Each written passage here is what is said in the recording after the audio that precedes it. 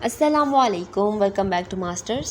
cs501 की lectures की series start की थी हमने। आज इसका लास्ट लेक्चर हम रिकॉर्ड करने वाले हैं, जिसमें हम लेक्चर नंबर 16, 17 और 18 को देखेंगे, क्योंकि इस दफ़ा आपका मिड टर्म का जो सिलेबस है होप्स हो कि वो 18 तक ही होगा, क्योंकि बाकी सिलेबस अनाउंसमेंट आ चुकी हैं।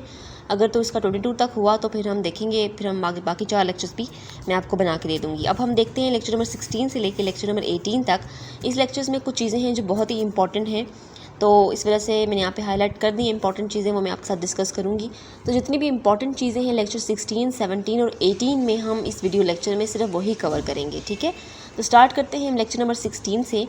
तो लेक्चर नंबर 16 में सबसे पहले तो ये देखें, एक सिंटैक्स आपको दिया हुआ है ब्रांच इंस्ट्रक्शन का। ये बहुत इंपॉर्टेंट है, ये अक्सर MCQs पेपर में आता है कि ब्रांच इंस्ट्रक्शन का जो है वो सिंटैक्स क्या है। इसको मैंने पहले भी देखा था, ये वैसा ही है, ठीक है। तो BR, ZR, RB, RB और RC जो है वो आपके रजिस्टर हैं, ये चेंज भी हो सकते हैं, ठीक है। आपको ऑप्शंस में हो सकता है कि चेंज दिए हों, RB और RC रजिस्टर के नाम है, लेकिन ये जो है ना BR, ZR, ये आपका जो है वो ब्रांच इंस्ट्रक्शन का वो सिंटैक्स है, इसको आपने याद रखना है। यहाँ पर कुछ और इंस्ट्रक्शंस दिए हुए हैं, ये भी बहुत इंपॉर्टेंट है। एलकॉन, अब ये क्या है, ये इनेबल करता है कौन सर्किटरी को ऑपरेटर के अंदर, ठीक है। कौन हमारे पास एक और जो है वो सिग्नल है। हमने बहुत सारे कंट्रोल सिग्नल्स पिछले लेक्चर्स में पढ़े थे, तो यहाँ पे कुछ और कंट्रोल सिग्नल्स आपको दिए हुए हैं। तो जैसा कि मैं आपको पहले ही भी बता चुकी हूँ कि ये कंट्रोल सिग्नल्स काफ़ी इंपॉर्टेंट हैं आपके MCQs के लिहाज से। इसके अलावा शॉर्ट और लॉन्ग में हो सकता है कि आपको कोई भी तीन सिग्नल्स बताएं और कहा हो कि इनको डिफ़ाइन करें, या फिर लॉन्ग में आपको 5 इंस्ट्रक्शन जो होंगे कंट्रोल सिग्नल्स दिए होंगे और कहेंगे इनको डिफ़ाइन करें। तो इस वजह से ये कंट्रोल सिग्नल्स बहुत इंपॉर्टेंट हैं। इनकी छोटी छोटी सी एक लाइन की डेफिनेशन सिर्फ आपको आनी चाहिए, बाकी डिटेल में आपकी बुक में वैसे भी नहीं है। उसके बाद R2 बस है। R2 बस क्या करती है, allow the bus to read from selected register, ठीक है। किसी भी सिलेक्टेड रजिस्टर से रीड करने के लिए वो बस को अलाउ करती है। सिर्फ ये एक छोटी सी लाइन आपने याद रखनी है। उसके बाद RBE है। अब ये क्या करता है कि ये it allow the register RB value to be read, ठीक है। RB लिखा हुआ है ना, तो RB की वैल्यू जो रजिस्टर के अंदर होती है उसको रीड करने के लिए अलाउ करता है। उसके बाद R2 बस है।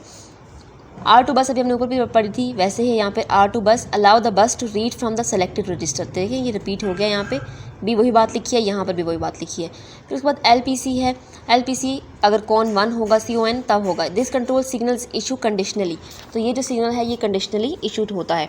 तो अगर आपको 3 मार्क्स की 3 इंस्ट्रक्शन पूछी हुई होंगी, इंस्ट्रक्शन तो वो खुद आपको दे देंगे ये कंट्रोल सिग्नल्स, ठीक है। आपको डिफाइन करना होगा तो आप एक छोटी सी लाइन भी लिख देंगे, एक सेंटेंस भी लिख देंगे तो वो काफ़ी होगा, ठीक है। तो ये आपने याद रखने, और फिर उसके बाद आपको टेबल बना के भी इन इंस्ट्रक्शंस आपको बता दिए हैं। उसके बाद यहाँ पे branch and link if zero, ये वाला सिंटैक्स आपने कंफ्यूज नहीं होना पिछले वाले सिंटैक्स से, इसमें हमारे पास ज़ीरो इंक्लूड हो गया। तो ब्रांच लिंक ज़ीरो है तो BRLZR है, यहाँ पे L इनने इंट्रोड्यूस करवाया है, बाकी BRZR ही है। और अब इसके अंदर 3 आपके रजिस्टर हैं, RA, RB और RC। अब RA और RB और RC रजिस्टर के नाम हैं, ये और चेंज भी हो सकते हैं MCQs में, ठीक है। तो ये टॉपिक आपके लिए इंपॉर्टेंट है। उसके बाद यहाँ पर कंट्रोल यूनिट है, कंट्रोल यूनिट डिज़ाइन, ये वाला टॉपिक बहुत ही इंपॉर्टेंट है। यहाँ पर आपको 2 जो है वो अप्रोचेस दी हुई हैं कंट्रोल यूनिट की। ये दोनों अप्रोच इंतहाई इंपॉर्टेंट है, शॉर्ट के लिहाज से भी और MCQs के लिहाज से भी। शॉर्ट ना भी दिया तो MCQs में ज़रूर कुछ ना कुछ पूछते हैं ये लोग।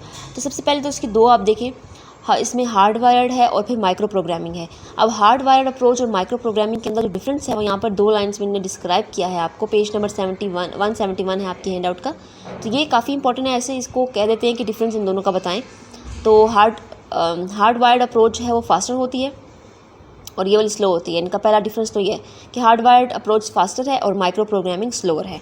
उसके बाद इसका जो सर्किट होता है ना हार्ड वायर्ड का, ये कम्प्लेक्स होता है, जबकि ये जो हमारे पास माइक्रो प्रोग्रामिंग है ये ज़्यादा फ्लेक्सिबल है, इनका इसका स्ट्रक्चर जो है वो थोड़ा आसान सा है, ठीक है। तो ये बेसिक 2 डिफरेंस हैं इन दोनों के दरमियान में, और ये कंट्रोल यूनिट डिज़ाइन के 2 अप्रोचेस हैं। तो ये 2 अप्रोचेस, इनके नाम और इनके काम, ठीक है, ये आपने याद रखने, ये आपके लिए इंपॉर्टेंट है। उसके बाद ये वाला क्वेश्चन भी इंतहाई इंपॉर्टेंट है, ये अक्सर आता है, लॉन्ग में आता है ये।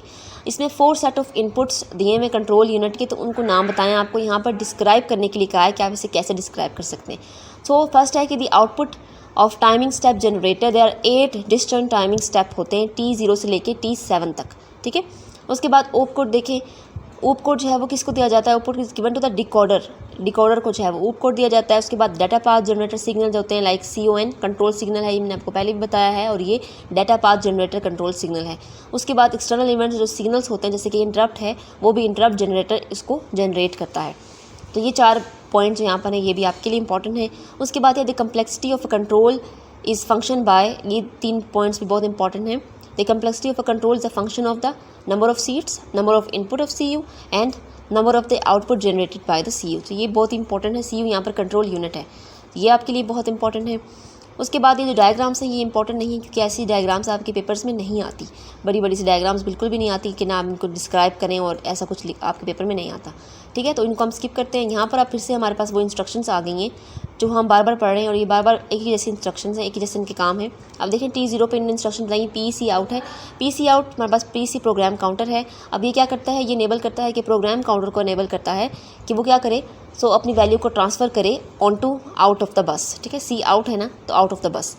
उसके बाद हमारे पास है LMAR क्या करता है, ये it enable the load of MAR के जो लोड होता है उसको अनेबल कर देता है बस। उसके बाद हमारे पास स्टेप 2 है, इसके स्टेप 2 में T0 फिर T1 फिर T1 में अब PC आउट है again this will enable the read of the program counter का रीड इनेबल कर देगा।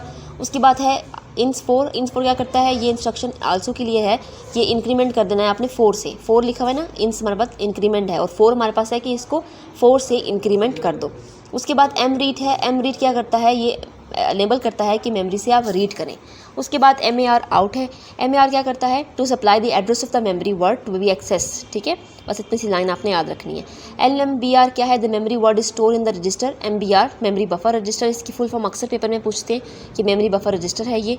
उसके बाद T0 है, T0 T1 हो गया, अब T2 है, T2 में MBR आउट है, C is equal to B है, और फिर LIR है, ठीक है। तो अब इंस्ट्रक्शंस को आपने देख लेना है, इनके नाम आपने देख लेने हैं, ठीक है। उसके बाद लेक्चर नंबर 17 में क्या चीज़ें इंपॉर्टेंट हैं, सबसे पहले तो यहाँ पे देखिए इम्प्लीमेंटेशन ऑफ SRC, इसको हमेशा मैं SRS बोलती हूँ लेकिन SRC है ये।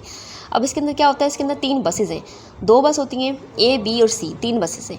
A, B जो होता है वो रीडिंग के लिए है, और C राइटिंग के लिए। आपने बस इतनी सी बात याद रखनी है कि A, B जो है वो हमारे पास रीडिंग के लिए है, और C हमारे पास राइटिंग के लिए है, ठीक है। और जितने भी जनरल पर्पस हैं या स्पेसिफिक रजिस्टर्स हैं वो सारे क्या करते हैं, उनके पास भी ऐसा ही होता है कि 2 जो हमारे पास होती हैं वो रीड पोर्ट्स हैं, और 1 हमारे पास राइट पोर्ट है। A, B रीड के लिए और C राइट के लिए, इतना सी बात आपने यहाँ से याद रखनी थी।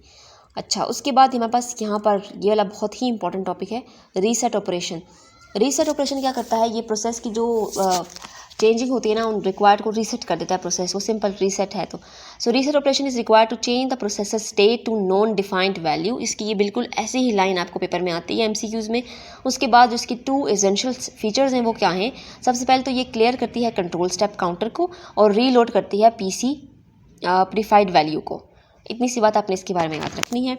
उसके बाद हम इसे डीबगिंग प्रोसेस के लिए इस्तेमाल करते हैं। और उसके बाद यहाँ पर है इसकी 2 टाइप्स, ठीक है। यहाँ पर मेंशन है सॉफ्ट हमारे पास रीसेट है और हार्ड रीसेट है, ये दोनों भी बहुत ज़्यादा इंपॉर्टेंट है। सॉफ्ट रीसेट जो है वो initially PC and interrupt flags को इम्प्लाइज करती है। उसके बाद hard reset initialize other processor, आगे भी इन्होंने डिफाइन किया हुआ है। हार्ड रीसेट को देखें, सो दी SRC should perform a hard reset. ये हार्ड रीसेट और सॉफ्ट रीसेट पेपर में बहुत दफ़ा पेपर में आ चुका है। सॉफ्ट रीसेट को भी देख लें। इसके बाद इन्होंने कुछ आपको सिग्नल्स भी यहाँ पे दिए हुए कि the reset signal in SRS is used to external asynchronous. फिर PC इनिशियलाइजेशन है, उसकी डायरेक्ट अप्रोच है और इनडायरेक्ट अप्रोच है, ये भी बहुत इंपॉर्टेंट है। 2 अप्रोच इस्तेमाल होती हैं। डायरेक्ट अप्रोच में जो PC की वैल्यू होती है वो लोड हो जाती है with address of the startup routine, जबकि इनडायरेक्ट में क्या होता है कि उसकी जो इनिशियलाइज जो वैल्यू होती है PC की, प्रोग्राम काउंटर है यहाँ पे PC एड्रेस, फिर address of the startup routine is located, ठीक है। तो वहाँ जहाँ पे लोकेटेड होता है वहाँ से। इसकी एग्जांपल भी मैंने आपको रीसेट ऑपरेशन की दी हुई है, 8086 प्रोसेसर। तो ये वाला टॉपिक आपके लिए इंपॉर्टेंट है। उसके बाद यहाँ से और कुछ भी इंपॉर्टेंट नहीं है, ये वाला टॉपिक है मोस्ट इंपॉर्टेंट है, एक्सेप्शन वाला टॉपिक। मशीन एक्सेप्शन क्या है, जो भी आपकी नॉर्मल फ्लो को इंटरप्ट करती है ना, जो भी कोई चीज़ जो आपकी नॉर्मल फ्लो ऑफ एग्जीक्यूशन को, प्रोसेसर के स्टेप्स को इंटरप्ट कर देती है, वो होती है हमारे पास एक्सेप्शन, ठीक है। एक्सेप्शन जो है वो एक्सटर्नल भी हो सकती हैं और इंटरनल भी हो सकती हैं, ठीक है। अब एक्सेप्शन जो होती हैं वो इंटरप्ट जनरली एसिंक्रोनियस होती हैं और सिंक्रोनियस भी हो सकती हैं, ठीक है। सिंक्रोनियस होती हैं जो इंटरनल क्लॉक से होती हैं, ठीक है। एक्सेप्शंस कोई भी हो सकते हैं जो आपके नॉर्मल फ्लो ऑफ एग्जीक्यूशन को डिस्टर्ब करती हैं। अब इसकी 2 टाइप्स भी आपको पेपर में आती हैं। तो इसकी पहले टाइप है इंटरनल और फिर दूसरी एक्सटर्नल। इनको ज़्यादा डिफाइन नहीं किया हुआ, लेकिन इनकी टाइप्स अक्सर पेपर में शॉर्ट में आ जाती हैं। उसके बाद हमारे पास है एक्सेप्शन प्रोसेसिंग। इसके जो पॉइंट्स हैं आपने वो बस याद रखने हैं कि पहला पॉइंट है logic to resolve priority conflicts, फिर आइडेंटिफिकेशन ऑफ इंटरप्टेड डिवाइस। बस इनके 4 नाम हैं, 5 नाम आपने बस वो याद रखने हैं। उसके बाद एक्सेप्शंस की जो एग्जांपल्स हैं ये मोस्ट इंपॉर्टेंट हैं, ये आपको अक्सर पेपर में आती हैं, तो इनको देख लेते हैं क्योंकि ये मोस्ट इंपॉर्टेंट है MCQs और शॉर्ट के लिहाज से। पहला है हमारे पास रीसेट एक्सेप्शन। रीसेट एक्सेप्शन क्या करती है? Reset operation is treated as exception of some machine, जैसे कि ये 2 मशीन्स के नाम है, आपने याद रखने हैं एमसीक्यूज़ के लिए। फिर मशीन चेक है, अब ये भी एक्सटर्नल एक्सेप्शन है, ये भी आपने याद रखना है कि एक्सटर्नल कौन सी है, ठीक है। उसके बाद हमारे पास डाटा एक्सेस एक्सेप्शन है, ये भी मेमोरी मैनेजमेंट करती है इसको, तो ये इंटरनल है। उसके बाद इंस्ट्रक्शन एक्सेस एक्सेप्शन है, ये similar to data access exception है। और फिर अलाइनमेंट एक्सेप्शन है, और ये इसको ब्लॉक जो है वो करता है। तो इनके नाम आपने याद रखने, कौन कौन से इंस्ट्रक्शन हैं, इनके नाम याद रखना काफ़ी होगा। और इसके अलावा इसकी एक एग्जांपल। उसके बाद एक टाइप ऑफ एक्सेप्शन दी हुई है यहाँ पे, प्रोग्राम एक्सेप्शंस होती हैं, हार्डवेयर होती हैं, ट्रेस और डिबगिंग एक्सेप्शन होती हैं, नॉन मास्केबल एक्सेप्शंस हैं, फिर इंटरप्ट्स हैं। तो बस इनके नाम याद रखने। उसके बाद हमारे पास एक पाइपलाइनिंग का टॉपिक स्टार्ट हो रहा है। ये टॉपिक यहाँ से, ये हमने आपको कुछ पुरानी चीज़ें बताई हुई और यहाँ पर उन्होंने आपको कुछ वो बताए हुए भी हैं कि सॉफ्ट रीसेट क्या है और हार्ड रीसेट क्या है और इंटरप्ट क्या है, तो ये भी आपने एक दफ़ा देख लेना है। उसके बाद पाइपलाइनिंग स्टार्ट होता है। पाइपलाइनिंग एक ऐसी टेक्निक्स है जिसके अंदर हम मल्टीपल इंस्ट्रक्शंस को ओवरलैप करवाते हैं, ठीक है। मल्टीपल इंस्ट्रक्शन होते हैं, उनको हम ओवरलैप करवाते हैं इस पाइपलाइनिंग की टेक्निक के अंदर। और इसके जो ये वाला टॉपिक है ना, इसकी जो डिस्क्रिप्शन है, इसके जो स्टेजेस हैं, ये 5 स्टेजेस हैं, ये बहुत ही इंपॉर्टेंट है। पहला तो इंस्ट्रक्शंस फैच है। इंस्ट्रक्शन जैसे फैच होती हैं, सबसे पहले तो इंस्ट्रक्शन फैच होंगी स्टेज के अंदर। तो आपने बस ये याद रखना है कि the instruction is fetch from the instruction memory in this stage. Instruction memory से वो फैच हो रही हैं। ये लॉन्ग में आता है क्वेश्चन अक्सर, ठीक है। इसके अलावा शॉर्ट में इसकी टाइप से पूछी होती हैं। उसके बाद इंस्ट्रक्शंस डिकोड होता है, ठीक है। पहले वो फैच होता है, फिर वो डिकोड होता है, फिर ALU हमारे पास कुछ ऑपरेशन परफॉर्म करता है, ठीक है। अब ALU क्या करता है? In this stage first operand values are fed into ALU। अब जो हमारे पास जो हमने फैच किए थे ऑपरेंट्स, उनको ALU में डाल देते हैं, ठीक है, उसके फंक्शन के साथ जो में रिक्वायर्ड सब्ट्रैक्शन है, एडिशन है, मल्टीप्लिकेशन है, वो सारे। उसके बाद जो रिजल्ट होता है उसको हम टेम्परेरी पाइपलाइन रजिस्टर के अंदर स्टोर करवा देते हैं। तो ये आपने याद रखनी है 2 लाइनें, ठीक है। उसके बाद ALU को आल्सो भी कहते हैं, यहाँ पे इन्हें आपको नीचे लिख के बताया हुआ है, ये भी आपने याद रखना है। उसके बाद मेमोरी एक्सेस है। अब हमारे पास जो for load instruction, memory read operation अब हमारे पास होते हैं, ठीक है। इस वाले में आपने बस 1 लाइन की बात आपने याद रखनी है। उसके बाद 5वां और आखिरी स्टेप इसका क्या है कि अब रजिस्टर राइट होगा, तो रिजल्ट जो हमारे पास हो गया वो डेस्टिनेशन रजिस्टर के अंदर अब स्टोर हो जाएगा। तो ये 5 पॉइंट्स MCQs में तो ज़रूर आएगा आपको, ये MCQs या फिर लॉन्ग या शॉर्ट ज़रूर आएगा, तो ये टॉपिक आपने बिल्कुल नहीं छोड़ना। उसके बाद हमारे पास एक और टॉपिक है, ये भी बहुत इंपॉर्टेंट है, लेटेंसिटी और थ्रूपुट। लेटेंसी क्या है? Is defined as a number required to process a single instruction, while throughput is defined as the number of instruction proceed per second, ठीक है। ये आपने याद रखना है। इन दोनों की एज इट इज़ डेफिनेशन आपने याद रखनी है कि लेटेंसिटी क्या होती है? Define as a number required to process a single instruction, एक इंस्ट्रक्शन को प्रोसेस करने के लिए जो टाइम चाहिए होता है ना, वो हमारे पास लेटेंसिटी है। जबकि थ्रूपुट क्या है? थ्रूपुट हमारे पास क्या है? वो एक ऐसा टाइम है जिसके अंदर number of instruction proceed per second, 1 second के अंदर कितनी प्रोसीड होती हैं, ठीक है। Pipelining can not lower the latency और single instruction, however it does increase the throughput को वो इंक्रीज कर सकते हैं। तो ये आता है अक्सर पेपर में शॉर्ट में या फिर MCQs में, तो आपने वो देख लेना। उसके बाद पाइपलाइन स्टॉल्स हैं, ये भी काफ़ी इंपॉर्टेंट है कि डिपेंसिटी को रिजॉल्व करने के लिए 2 मेथड इस्तेमाल किए गए थे। पहला पाइपलाइन स्टॉल्स था, इसमें क्या था कि these are instructed into the pipeline और to block instruction from entering the pipeline, जहाँ से पाइपलाइन इंटर होता था वहाँ से इसको इंसर्ट किया जाता था, ठीक है। और some instruction in the latter part of the pipeline have complete execution, तो ये इंपॉर्टेंट है। और इसका ये भी आप देख लें कोड, ये भी इंपॉर्टेंट है। सबसे पहले S1 में ऐड हो रहा है R3, R2 और R1, यानी कि R2 और R1 ऐड हो गए, R3 के अंदर स्टोर हो गए। फिर हमारे पास कुछ स्टॉल हमने अप्लाई कर दिए, यहाँ पर ये पाइपलाइन स्टॉल हैं, इनको अप्लाई कर दिया। फिर S2 में क्या हो रहा है? अब सब्ट्रैक्शन हो रही है R2, R5 और R3 की। और ये भी एक इंपॉर्टेंट है कि pipeline stall can be achieve by using nop instruction, ये अक्सर MCQs आता है, ठीक है। दूसरी टेक्निक डाटा फॉरवर्डिंग है।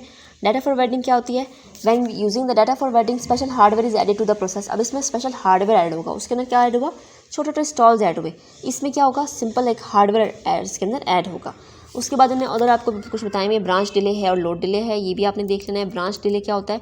Branch delay can cause a problem of pipeline process, के लिए एक प्रॉब्लम है और उसको डिफिकल्ट है प्रेडिक्ट करना, ठीक है। अगर हम ब्रांच इंस्ट्रक्शन को ट्रीट करेंगे लाइक अ नॉर्मल इंस्ट्रक्शन की तरह अगर हम उससे ट्रीट करते हैं, तो इंस्ट्रक्शन जो होती है, जो ब्रांच होती है, वो डिफरेंट स्टेजेस में लोड हो जाती है। और इसका अल्टरनेटिव मेथड जो होता है वो क्या होता है कि आप स्टॉल्स को इंट्रोड्यूस करवाएं, नॉप इंस्ट्रक्शन को इंट्रोड्यूस करवाएं, या फिर आफ्टर द ब्रांच इंस्ट्रक्शन को एग्जीक्यूट करवाएं। तो ये अक्सर शॉर्ट क्वेश्चन में आ जाता है, ये छोटी सी बात है, तो इसको भी मैं हाईलाइट कर देती हूँ यहाँ पर, क्वेश्चन तो आपको याद रहेगा, ठीक है। अल्टरनेटिव मेथड कौन से होते हैं? अल्टरनेटिव मेथड जो है ब्रांच डिले के स्टॉल को इंट्रोड्यूस कराना या नॉप इंस्ट्रक्शन को इंट्रोड्यूस करवाना, ये 2 हैं। उसके बाद है load delay. Another problem surface, अब कौन से कोर प्रॉब्लम है वो लोड डिले किया। तो ये जो प्रॉब्लम्स है ना, ये ब्रांच डिले, लोड डिले, इनके नाम आपने याद रखने, ठीक है, इनके सिर्फ नाम याद रखने, बाकी इसमें इतना कुछ इंपॉर्टेंट नहीं है। तो यहाँ पर आपका लेक्चर नंबर 18 कंप्लीट हो गया है। और जनरेटिंग कंट्रोल सिग्नल्स को भी देख लेते हैं। Control signals are required to regulate, control signals जो हमने ऊपर सारे पढ़े थे, वो MAR, MBR, वो सारे कंट्रोल सिग्नल्स थे जो होते हैं, ये बहुत ही इंपॉर्टेंट होते हैं क्योंकि ये रिक्वायर्ड होते हैं to regulate the direct flow of data. Data के फ्लो को रेगुलेट करने के लिए ये कंट्रोल सिग्नल्स बहुत ही इंपॉर्टेंट होते हैं। And instruction bit through the data path, digital logic is required to generate this control के लिए हमारे पास डिजिटल लॉजिक रिक्वायर्ड है। तो यहाँ पर आपका लेक्चर नंबर 18 कंप्लीट हो गया है। तो अगर आपका सिलेबस 11 से 18 तक हुआ तो आज आपका मिड टर्म का सिलेबस कंप्लीट हो चुका है। होप्स हो कि आपको सारे लेक्चर समझ आए हुए होंगे। अगर आपको कोई बात समझ नहीं आती तो आप कमेंट बॉक्स में मुझसे पूछ सकते हैं। इसके अलावा डिस्क्रिप्शन में हमारे पास ग्रुप का लिंक है, आप उस ग्रुप को भी ज्वाइन कर सकते हैं और ग्रुप में भी पूछ सकते हैं, ठीक है। जितनी भी इंपॉर्टेंट चीज़ें थी हमने सिर्फ वही डिस्कस की हैं, हमने कोई भी एक्स्ट्रा चीज़ डिस्कस नहीं की इन लेक्चर सीरीज़ के अंदर। जितने भी इंपॉर्टेंट पॉइंट्स थे हमने सारे वो डिस्कस किए, जितने भी MCQs इंपॉर्टेंट थे हमने वो भी डिस्कस किए। इसके अलावा MCQs की भी 2-3 पास्ट की फाइल्स हैं, आप वो भी प्रिपेयर करेंगे तो आपका पेपर बहुत अच्छा हो जाएगा। इसके अलावा लॉन्ग शॉर्ट जितने भी इंपॉर्टेंट थे वो मैंने आपको साथ साथ गाइड कर दिए हैं। तो अब अपने वीडियो को शेयर करना है अपने दूसरे दोस्तों के साथ जिनका ये सब